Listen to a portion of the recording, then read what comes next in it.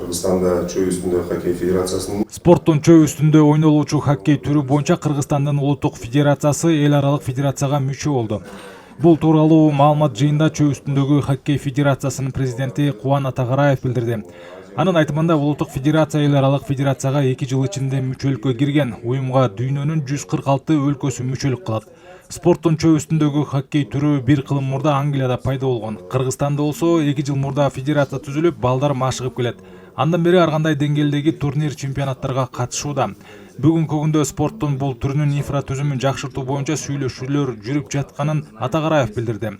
2025 жылы Ысык көлдө чөй үстүндө ойнолуучу хоккей боюнча эл аралык турнир өтөт. Ага чейин өлкө чемпионаты уюштурулуп, жөндөмдүү балдар улуттук курамга тандалып алынат. 18 жашка чейин жаш өспүрүмдөрдүн Азия биринчилигин өткүздүк.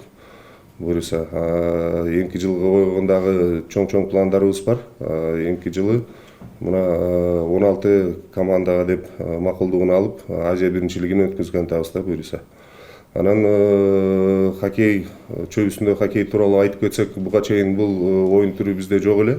Ушул ишти алдыга жылдырып, жаш өспүрүмдөрдү, биздин баягы балдарды чоң Азиянын аренасына, дүйнөлүк аренага, олимпиадага катышабыз деген чоң ой максаттар бар.